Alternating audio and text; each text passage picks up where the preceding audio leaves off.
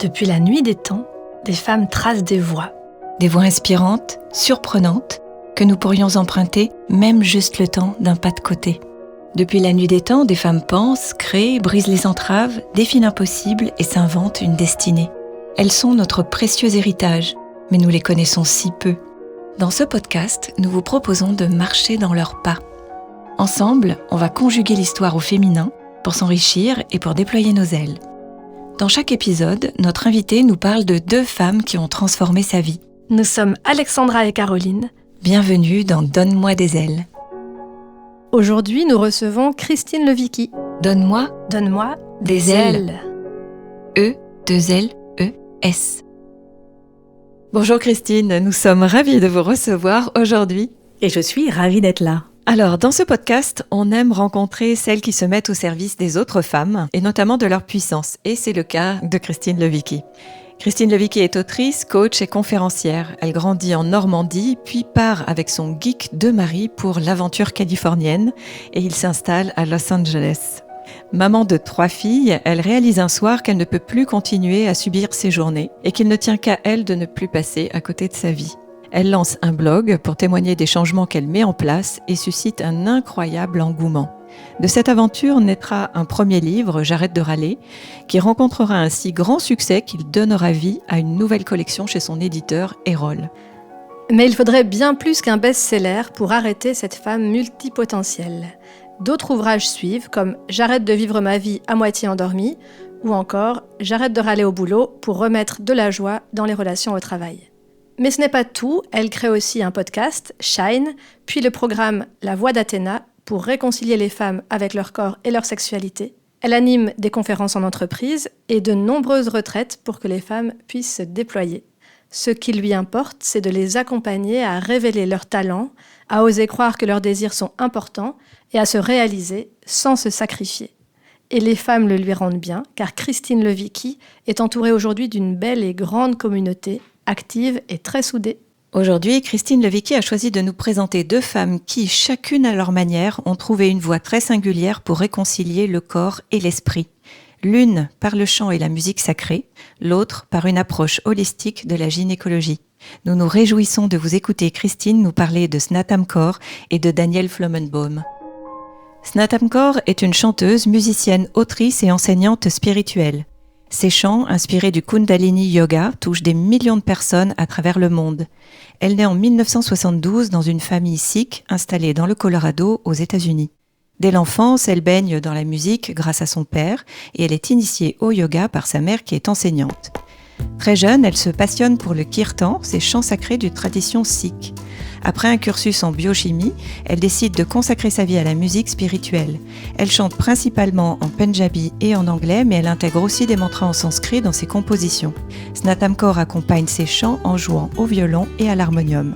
Ses albums combinent mantras traditionnels et mélodies modernes. Ils nous invitent à nous reconnecter à la paix intérieure et à l'amour universel. Elle a été nominée aux Grammy Awards en 2019 pour son album Beloved.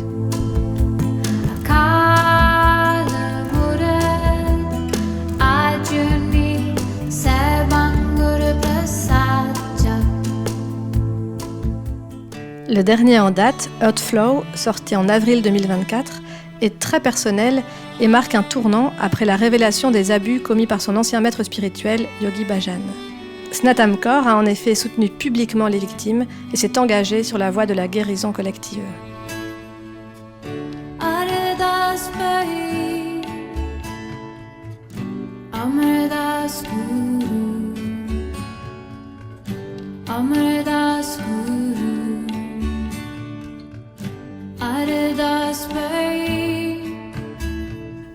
Elle a aussi écrit des livres dont Original Light, The Morning Practice of Kundalini Yoga, publié en 2016, ou encore Good Morning, Good Night, qui date de 2018, dans lequel elle partage ses valeurs de paix et de méditation vers les plus jeunes. Son message de compassion et d'unité résonne fortement avec les valeurs d'égalité et d'autonomisation des femmes.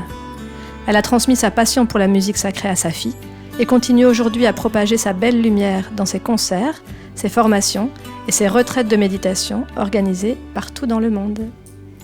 Alors Christine, pourquoi nous parler de Snatam Kaur aujourd'hui ? Je crois que j'écoute la musique de Snatam Kaur au moins une fois par semaine depuis probablement 8 ans. Déjà, moi, je trouve que la musique est la meilleure invention de l'homme. Je trouve que la musique a un pouvoir pour nous énergiser, pour nous donner la pêche ou pour nous soigner, pour nous permettre de vivre nos émotions, que ce soit une émotion de joie, une émotion de tristesse, de désarroi, de colère. Je trouve que la musique voilà, a un pouvoir de guérison et un pouvoir d'élévation. Enfin voilà, la musique déjà tient une grande place dans ma vie. Je travaille... Quand je suis pas en session de coaching avec quelqu'un en face de moi, j'ai quasiment tout le temps de la musique qui joue. Et je trouve que la musique de Snatam Kaur est aussi très douce, très apaisante et elle marche en tout cas dans mon quotidien professionnel. C'est une musique qui tient une place importante, mais aussi dans ma vie personnelle.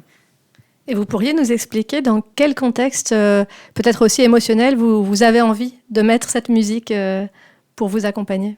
Je vais particulièrement mettre en route une playlist de Snatam Kaur, soit parce que je me sens stressée, je me sens tendue, ou je me sens dans ma tête, détachée de moi-même, et j'ai envie de faire une pause. J'ai envie de faire une pause pour revenir à moi, pour revenir à l'essentiel, pour retrouver l'essence. Donc c'est souvent pour ça. Donc ça peut être un moment de stress où je mets ça un peu comme un intermède entre différentes choses.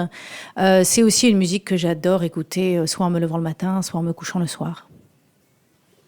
Et vous avez eu l'occasion de la rencontrer ou de la voir en concert ? Oui, j'ai eu l'expérience extraordinaire Alors ce qu'il faut comprendre, c'est que j'ai envie un peu de parler de qu'est-ce que c'est que la musique de Snatam Kaur. Donc, ce sont des mantras. Ce que j'aime beaucoup dans les mantras, moi, j'ai découvert la puissance des mantras il y a longtemps, parce que j'avais passé quelques jours dans la communauté de Thésée en Bourgogne. Et donc, dans la communauté de Thésée, il y a beaucoup de chants aussi. Le chant tient une place très importante. Et c'est là où j'ai découvert notamment ces chants où on répète la même phrase plusieurs fois. Et je me souviens que j'avais découvert la puissance de répéter en boucle un chant et de qu'est-ce qui devenait possible quand on fait ça. J'avais réalisé que au-delà du chant et de la beauté de la parole, il y avait une connexion avec une vibration intérieure. Quand on chante, l'intérieur de nous vibre. On peut retrouver notre essence et on peut retrouver une paix intérieure. Et donc, à travers Snatam Kaur, j'ai retrouvé cette même expérience. Mais même sans forcément savoir exactement ce que ça veut dire, on ressent l'essence de ce que ça permet. Et donc, un jour, j'ai appris que Snatam Kaur jouait dans un grand théâtre de Los Angeles et j'y suis allée avec une amie. Et ce qui s'est passé, c'est qu'elle était donc sur le devant de la scène avec son harmonium, avec ses instruments et elle s'est mise à chanter, mais je ne m'attendais pas à ce que tout le monde se mette à chanter. Et en fait, c'était extrêmement puissant parce que la grande majorité de l'audience connaissait ces chants, ou même si on ne connaissait pas ces chants, comme ce sont des chants qui se répètent et on peut parfois chanter le même chant pendant 20 minutes, et en fait, on s'est tous mis à chanter ensemble ces chants qui, déjà, par définition, ont une vibration très haute. Et donc, chacun connecte à son essence personnelle, fait monter sa propre vibration personnelle, et ensuite, on rentre en communion avec la vibration des autres. C'était incroyable. J'avais l'impression d'être dans un état de transe, d'ouverture de cœur, de connexion de l'âme, de paix, de sérénité, une manière d'être ensemble à travers le chant que je n'avais jamais rencontré. Et c'était comment après, du coup, de retrouver la vraie vie ? On sait que c'est possible de vivre cet état intérieur. En fait, je crois que c'est ça qui est vraiment puissant, c'est de savoir quelle est la saveur de la paix, quelle est la saveur de la sérénité, à quel goût ça a, comment ça se vit en soi, cette paix et cette sérénité. Et quand on a une expérience somatique de cette paix et de cette sérénité, c'est plus facile de la retrouver. Je dis souvent, moi je pratique aussi le yoga, et en yoga, en début d'un cours ou en méditation, on a souvent le Om. On va faire Om, et c'est aussi un moyen de vibrer ensemble et de communiquer. Et dans ce Om, moi j'aime bien dire que c'est aussi le Om, H-O-M-E, et qu'en fait c'est sa maison intérieure. À travers ce Om, on retrouve notre chez nous, on retrouve notre maison intérieure, cet endroit où on est en sécurité, cet endroit de liberté. Et donc, je crois vraiment que c'est compliqué de dire à quelqu'un, mais trouve la paix en toi, calme-toi, arrête d'être aussi stressé, si on sait pas ce que c'est, en fait, de pas être stressé. C'est dur de retrouver sa maison si on l'a jamais visitée. Et donc après, quand je reviens dans la vraie vie, c'est pour ça que j'utilise souvent ces chants quand je me sens stressée, quand je me sens déconnectée, parce que je sais qu'ils m'aident à retrouver le chemin de ma maison intérieure. Est-ce que pour vous, le chant, mais peut-être aussi la danse, est-ce que ce sont des pratiques de méditation ? Ah oui, complètement. Il y a quelques années, je me souviens, j'avais été à un atelier de méditation. Il y avait quelqu'un qui s'y connaissait très très bien en méditation. Et je lui dis, mais moi, j'arrive pas à méditer, j'arrive pas à être assise sur mon coussin. C'est trop difficile de rester immobile quand on a tellement de choses à gérer entre notre carrière et nos familles, nos foyers, toute cette logistique, cette charge mentale. Rester immobile, c'était trop me demander, en fait. Et me demander de calmer mes pensées, c'était un pas trop grand à franchir. Et je disais à cette personne, ben voilà, moi, j'arrive pas à méditer. Par contre, j'ai l'impression que ce que vous expliquez de ce à quoi on accède en méditant, j'ai l'impression que moi, j'y arrive en dansant. Et il me dit, mais oui, parfait, danse. Il n'y a pas nécessairement besoin d'être assise sur un coussin. Une danse qui n'est pas nécessairement très chorégraphiée, ou c'est pas une danse de performance pour faire un spectacle pour les autres, c'est plutôt une danse, un voyage intérieur. Et donc, à travers le mouvement, à travers ce voyage intérieur, j'ai pu ressentir, en effet, j'ai pu accéder à ma maison. Et le chant, en effet, que j'ai découvert plus tard, permet ça aussi différemment, d'une autre manière, mais notamment par la danse nous permet le mouvement du corps et le chant nous permet le mouvement à travers nos cordes vocales et à travers la respiration. Parce que quand on se met à chanter comme ça des mantras, on doit forcément petit à petit respirer autrement pour pouvoir oxygéner le chant. Ça permet aussi de faire pétiller les choses à l'intérieur. Elle a été influencée très tôt, on l'a dit dans la bio, par le yoga et par la musique. En quoi vous pensez que ça peut façonner quand on est exposé dès l'enfance à ces pratiques que peut-être vous avez découvert plus tard ? Je pense que ça façonne énormément. Moi, j'ai grandi avec le fait que ce qui était important, c'était ce que je fais et ce que je pense et ce que je dis. Et c'était plutôt donc ce que je projette à l'extérieur de moi et ce que j'accomplis et ce que j'obtiens. Que ce soit des diplômes, des notes, un contrat, une promotion, de l'argent. Voilà, j'avais plutôt intégré que tout ce qui était de l'ordre de l'intériorité, c'était plutôt des frivolités. Tout ce qui était de l'ordre de l'émotionnel, ce sont des sensibleries. Donc moi, j'ai grandi une grande partie de ma vie en pensant que ce qui était important, c'était ce qui est au-dessus de mes épaules. Et que donc ma tête, ma capacité à penser, à raisonner, et que tout ce qui était en dessous de mes épaules était plutôt soit frivole, soit contrainte. C'est-à-dire que, étant dans un corps de femme, j'avais quand même bien intégré que ce qui était en dessous de mes épaules, ça serait quand même bien pratique que ce soit conforme aux attentes de la société. Donc, pas de cellulite, pas de ventre, voilà, avoir toutes les injonctions et tous les dictats qu'on reçoit sur le corps des femmes. Mais au-delà de ça, voilà, ce qui était en dessous de mes épaules, fallait surtout le contrôler pour qu'il prenne pas trop de poids et que je sois présentable pour être aimée, pour être acceptée, pour être appréciée de la société. Mais du coup, vous qui avez 3 filles, si j'ai bien compris, qu'est-ce que vous mettez en place, du coup, peut-être pour transformer l'expérience que vous avez eue pour qu'elle soit confrontée ou peut-être baignée plus tôt que vous dans cet univers, un peu comme a pu le vivre Snatam Kaur ? C'est vraiment une histoire d'avoir été entourée de personnes qui m'ont montré la voie. Quand je suis arrivée aux États-Unis, je suis arrivée enceinte. Et j'ai bâti un réseau à la base avec ces femmes de la Lecce League qui m'ont montré le chemin de toute cette éducation bienveillante et notamment de toute cette valorisation de l'émotion et de l'importance pour les parents et pour les enfants de ressentir ses émotions, de ressentir sa dimension émotionnelle et de ne pas avoir peur de son émotion. Quelles que soient les émotions, de ne pas en avoir peur et de savoir qu'elles sont la base de nos relations, en fait, et que c'est très très compliqué d'être en relation les uns avec les autres si on est dans le déni de notre dimension émotionnelle. Et pour en revenir à Snatam Kaur, si vous aviez une chanson à conseiller pour des personnes qui ne la connaissent pas. Oui, j'en ai une qui me met dans un état à chaque fois, et c'est celle que je partage le plus avec tout le monde. Je l'ai même envoyée à mes filles en leur disant, si vous avez un coup de mou, voici le bouton sur lequel appuyer, c'est cette chanson-là.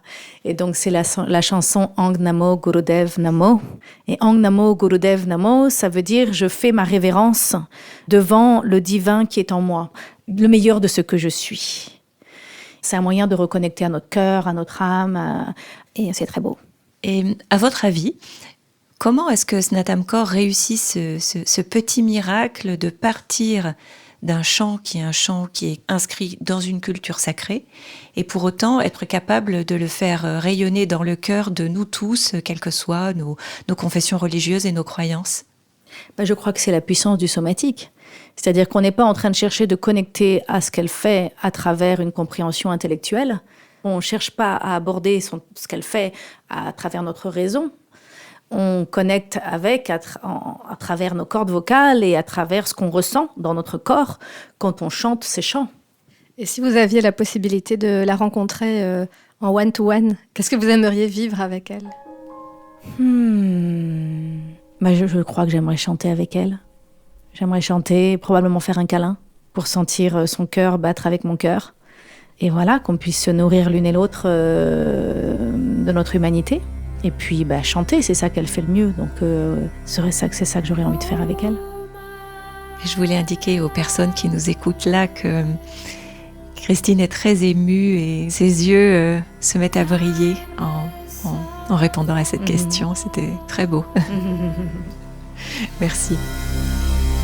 And I'm coming home. And I'm coming home.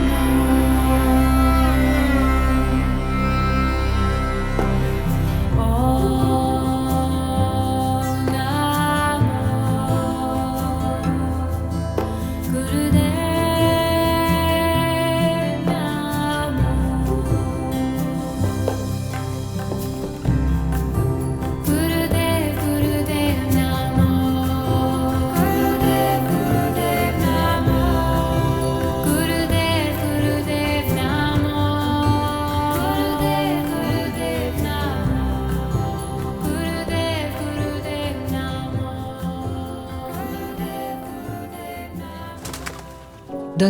Donne-moi des ailes. E-2-L-E-S. Danielle Flomenbaum est une médecin, acupunctrice, autrice et enseignante spécialisée en santé des femmes et en gynécologie holistique. Elle naît en France, obtient son diplôme de gynécologie en 1972 et après 12 années de pratique, elle se met à étudier la médecine chinoise et l'alchimie sexuelle taoïste. Au même moment, elle découvre aussi la psychanalyse transgénérationnelle.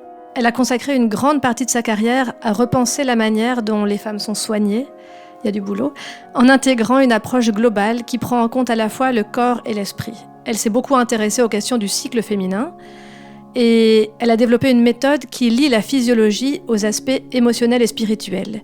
Une méthode qui est utilisée par de nombreuses personnes pour améliorer leur bien-être et leur santé. Elle est également engagée depuis toujours pour l'émancipation des femmes et elle a longtemps milité, notamment au sein du planning familial. Danielle Flomenbaum anime des ateliers, elle donne des conférences, elle forme des soignantes et des soignants à travers le monde. Son travail a beaucoup d'impact dans les domaines de la santé reproductive, de l'autonomisation des femmes et de la médecine intégrative. Elle a publié plusieurs ouvrages, parmi lesquels Femmes désirées, Femmes désirantes et Les passeuses d'histoire. Aujourd'hui, elle continue d'accompagner les femmes dans leur cheminement vers une meilleure connaissance d'elles-mêmes et son approche, bien que scientifique, est profondément ancrée dans une vision plus spirituelle de la guérison. Ses contributions ont aidé à repenser la manière dont la santé des femmes est envisagée et à mettre en lumière l'importance du respect des rythmes naturels dans la vie quotidienne des femmes. Alors, comment avez-vous eu connaissance du travail de cette femme, Danielle Flomenbaum ? Ma première connexion avec son travail, c'est à travers son livre « Femmes désirées, Femmes désirantes » que j'ai lu, peut-être que j'avais 35 ans. Et j'ai vraiment été touchée par les mots qu'elle utilisait dans ce livre où je me suis sentie... c'est la première fois qu'on parlait de moi en tant que femme et que dans mon rapport à la sexualité, dans mon rapport à ma sexualité, dans mon rapport à l'homme, où elle mettait des mots où je me disais « Ah, mais c'est pour ça !» Et du coup, j'avais souvent une culpabilité de pas comprendre pourquoi la sexualité m'intéressait pas, pourquoi c'était si compliqué pour moi. Il y a quelque chose qui cloche avec moi, il y a quelque chose qui va pas. Et en fait, à travers ce livre, pour la première fois, je comprenais qu'il y avait quelque chose de systémique, que c'était pas moi qui avait un problème, mais c'était que comment j'étais arrivée aujourd'hui dans ce corps et les messages que j'avais reçus et les dynamiques relationnelles que j'avais établies, qui n'étaient pas propices en fait à une sexualité épanouie. On la connaît pas tant que ça, alors du coup c'est quand même un problème parce que je pense qu'on aurait tout intérêt à la lire, n'est-ce pas? Quel est le livre d'elle que vous recommanderiez le plus? Celui-ci? Oui, clairement. Pour moi, le livre phare de Danielle, c'est Femme désirée, femme désirante. Elle a aussi écrit un nouveau livre récemment. Elle est venue au micro de mon podcast Shine pour en parler. Ça s'appelle Accord et à cœur, où elle parle du rapport de couple et de comment être plus en accord et à cœur dans le couple, qui est aussi un livre très intéressant. Ce que j'ai bien aimé dans le livre Femme désirée, femme désirante, c'est que moi, je mettais beaucoup mon attention sur le fait d'être désirée. Mais et du coup, je culpabilisais de ne pas être désirante. Toutes les explications qu'elle donne sur qu'est-ce qui nous empêche d'être désirante, que j'ai trouvé absolument passionnant. Et c'est vrai que la société, aux arrêts de bus, dans les magazines, on a des tonnes de messages sur qu'est-ce qu'on doit faire pour être désiré, d'accord ? Et donc c'est très souvent que je me sentais pas à la hauteur. Toujours cette impression d'être trop ou pas assez, je suis trop grosse, je suis pas assez ceci, je suis pas assez cela, à un tel point que quand mon mari me disait qu'il me trouvait désirable, je n'arrivais même pas à le croire. Je me disais c'est pas vrai parce que je ne suis pas assez à la hauteur des messages que je reçois de la société. Donc j'avais déjà effectivement aussi une relation un peu tordue avec le fait d'être désirée et j'étais complètement déconnectée du fait d'être désirante. Ce que je trouve touchant dans ce que vous dites, c'est l'aspect systémique, parce que vous parlez en jeu, mais j'ai l'impression que ce petit jeu, il nous parle à nous toutes. En tout cas, là, je vois qu'on résonne toutes les deux. Et j'ai l'impression que ce jeu, en fait, c'est vraiment ce jeu universel que tellement de femmes, on est tellement nombreuses à avoir subi des dictats et à avoir subi une violence finalement systémique qui fait que voilà, ce qu'on croit être nos propres limitations, elles sont vraiment en fait des limitations qui nous sont imposées par nos éducations et par tous les traumas par lesquels on passe dans le corps. Voilà, donc il y a toutes les injonctions sur qu'est-ce qu'un corps désirable et du coup cette impression de jamais, comme on ne ressemblera jamais à toutes ces injonctions, on n'arrivera jamais à toutes les réunir, du coup on se dit que nous ne sommes pas désirables, ce qui veut dire qu'on se ferme à recevoir l'amour et la tendresse à laquelle on aspire tellement. On est assoiffé de cet amour et de cette tendresse et aussi toute cette peur qui est autour de cette idée d'être désiré. Si je suis désirée, du coup, potentiellement, je deviens une proie. Est-ce que je peux être en sécurité avec cette force du désir ? Donc, est-ce que je peux m'ouvrir à réellement être désirée ? Et d'ailleurs, si on rebondit sur l'aspect systémique, ça marche aussi pour la femme désirante, parce que c'est pas si simple de se sentir en sécurité en tant que femme désirante, parce que dans l'histoire, ces femmes ont été extrêmement jugées, critiquées. Le désir des femmes, le pouvoir sexuel au féminin, est un pouvoir qui a toujours été mis sous cloche et cadenassé. On a été brûlés sur le bûcher pour ça. La femme qui désire est une salope, la femme qui désire est une sorcière, la femme qui désire est dangereuse. On a associé le désir de la femme avec le diable. Voilà, la femme qui désire est le diable. Et donc, je ne suis pas en sécurité de désirer. Je ne suis pas en sécurité de désirer. Après, il y a aussi quelque chose d'intéressant, c'est que physiologiquement, quand une femme est dans son désir et dans son plaisir, quand une femme s'ouvre réellement, somatiquement, intérieurement, à vivre une expérience sexuelle libre et profonde, littéralement, il y a une partie de son cerveau qui va s'éteindre. Et pour s'ouvrir, pour accéder à notre plaisir, il est très très important qu'on se sente on ne peut pas le faire si on n'est pas en sécurité en fait. Et que c'est très compliqué pour une femme d'être désirante si elle se sent pas en sécurité. Donc il y a la sécurité physique, mais il y a aussi la sécurité, est-ce que je vais être jugée ? Moi je vivais une sexualité sur le dos, je vivais une sexualité passive. Et je me souviens précisément d'un moment donné dans ma vie où j'ai osé dans la chambre adopter une posture plus active et où quelques instants après avoir pris cette posture, j'ai fondu en larmes. Et littéralement, je me suis mise à fondre en larmes. Alors évidemment, on a tout arrêté. Et dans ma tête, c'était « ça y est, tu es une salope ». Et donc, j'associais à ça « on ne va plus te respecter ». Tu n'es plus respectable. Oui, mais donc voilà, ce que vous dites là, j'ai l'impression, de nouveau, on revient au systémique, c'est qu'est-ce que, justement, des femmes comme Danielle Flomenbaum, qu'est-ce qu'elles peuvent nous permettre de changer? Parce que ça dépasse la chambre à coucher, cette affaire. Ça parle de notre posture de femme, donc ce serait quoi son héritage parce qu'effectivement, elle est peu connue. Quel dommage. Déjà, Danielle, ce qu'elle nous dit, c'est que on a le droit d'être désirante. Et elle nous explique, elle déconstruit toutes les raisons, toutes les choses qui font qu'on peut ne pas l'être.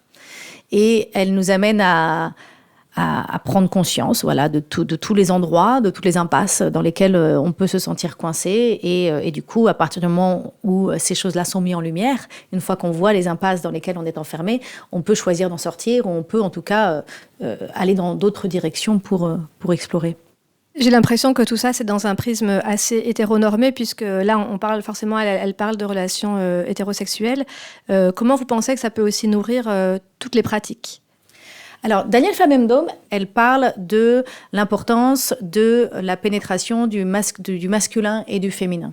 Alors après, elle est plus âgée aussi, donc peut-être que c'est aussi quelque chose qu'elle a écrit à son époque et qui était très très vrai à son époque. Peut-être qu'aujourd'hui, même tout le champ philosophique du Tao et les maîtres du Tao d'aujourd'hui, peut-être ont beaucoup de choses à nous dire sur le fait qu'on peut peut-être prendre de la distance par rapport à cette binarité du masculin et du féminin, et que cette rencontre énergétique finalement peut être aussi nourrissante et aussi merveilleuse, et sans nécessairement avoir le masculin et le féminin. Parce qu'aujourd'hui, on déconstruit beaucoup la pénétration, et j'ai plein de choses à dire là-dessus, et on peut en parler, et je suis une grande adepte d'élargir le champ de la sexualité au-delà de la pénétration. Et en même temps, je trouve ça intéressant, quand on regarde le travail de Danielle Flomenbaum, de se questionner sur la relation qu'on a à la pénétration. Et de se dire, est-ce que vraiment, dans la pénétration, je suis ouverte à recevoir l'énergie de l'autre, ou est-ce que je suis encore enfermée dans des peurs et des blocages de « je perds mon pouvoir, je suis dominée », et donc c'est toutes ces peurs et ces blocages qui font que je me prive de vivre l'expérience de la pénétration. Oui, puis la question du consentement, je pense, qui était tellement... Enfin voilà, qui maintenant est très présente, mais je crois que tout ça, ça parle aussi de souffrance collective et de ne pas pouvoir exprimer sa voix, finalement. Et on revient à la voix dans toutes ses dimensions. Dans mon parcours professionnel, je suis coach de vie depuis 20 ans, et depuis 2018, je me suis lancée dans un parcours et je suis aujourd'hui certifiée en sexologie somatique. Donc, je me suis intéressée vraiment à ce sujet de la sexualité. Et j'accompagne aujourd'hui des femmes sur faire la paix avec leur corps, faire la paix avec leur sexe, et voilà, c'est tout ce qui devient possible par rapport à ça. Et ce que je remarque, c'est que beaucoup de femmes ne savent pas ressentir leur oui et leur non. Donc les femmes disent oui dans le consentement. On va leur demander est-ce que c'est OK de ci ou de ça. Et aujourd'hui, encore beaucoup trop de femmes disent oui. Mais ce oui, il est dans la tête, c'est « Ah ben oui, je l'aime bien, alors donc raisonnablement, il faudrait que je dise oui » ou « Ah ben oui, c'est mon mari, donc en fait, il faut bien faire l'amour et en fait, je réalise que ça va bien, ça va mieux entre nous quand on fait l'amour, donc oui ». Mais c'est un oui qui vient du haut, c'est pas un vrai oui énergétique de est-ce que là, tout de suite, maintenant, ce soir, j'ai envie de ça, et est-ce que là, tout de suite, maintenant, est-ce que je suis à l'écoute de comment mon corps réagit à cet instant que je suis en train de partager avec quelqu'un d'autre, et est-ce que je suis capable de réorienter l'interaction vers quelque chose qui me convient mieux. Beaucoup de femmes aussi pensent que non, ça veut dire je dis non à l'autre. Et donc, nous, comme on nous a dit qu'on était les gardiennes de la paix et qu'on était les reines du lien, on n'a pas envie que l'autre se sente rejeté ou que l'autre se sente triste. Donc, on dit oui trop souvent.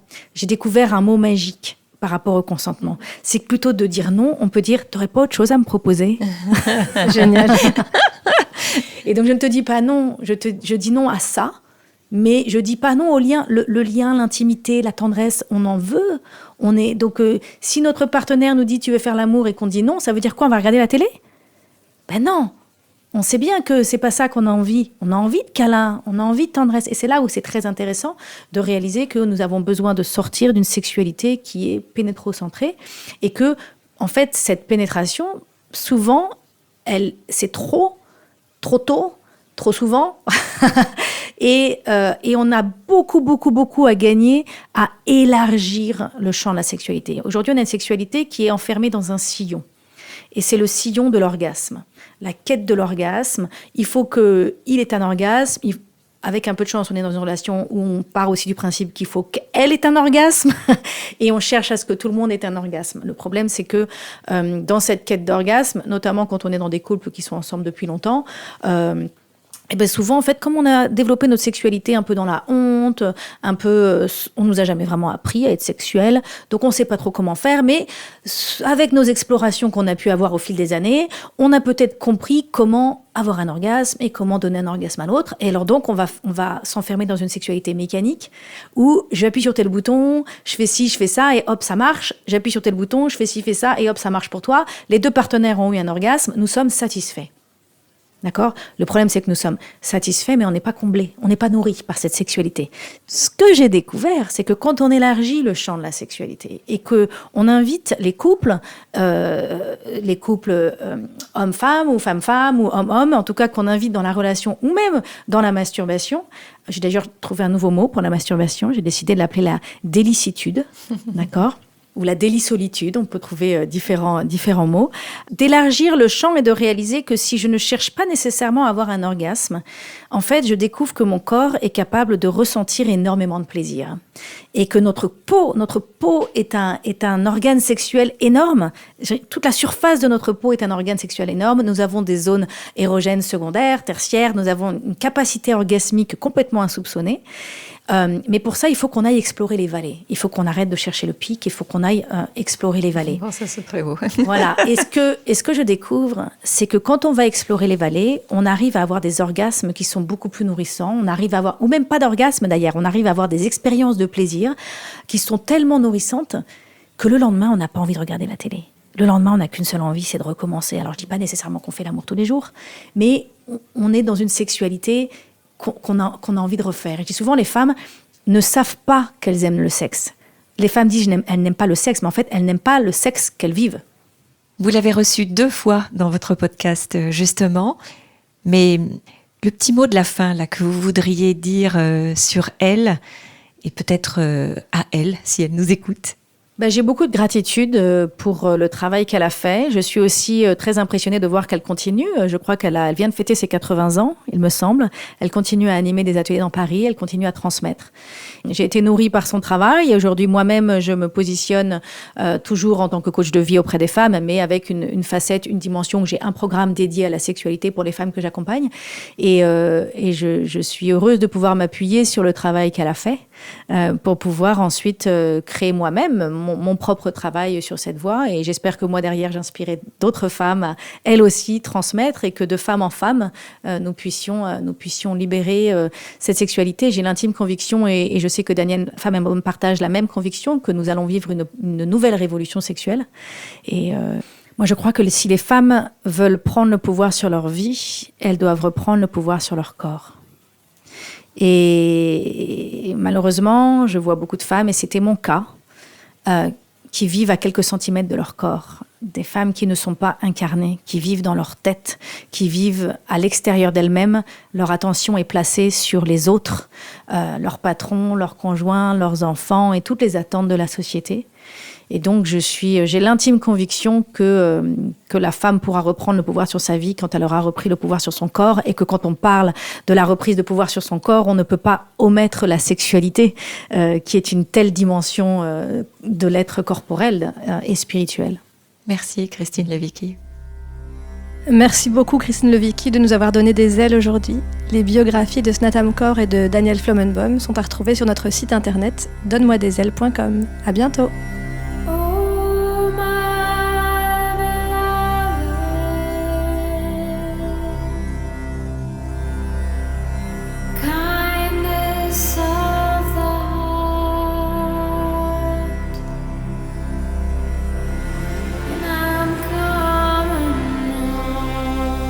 Cet épisode a été conçu avec beaucoup d'amour par Caroline Le Cire et Alexandra Huguetto. Pour le son et la réalisation, c'est Charlie Azinco qui a fait des merveilles. Aidez-nous à faire rayonner les femmes en partageant cet épisode et en lui donnant plein d'étoiles. Quant à vous, quelle inspiratrice vous a donné des ailes ? Partagez votre expérience sur les comptes Facebook ou Instagram du podcast. Nous avons hâte de la découvrir. Et surtout, n'oubliez pas que vous êtes vous aussi une source d'inspiration. Le monde a plus que jamais besoin de votre lumière.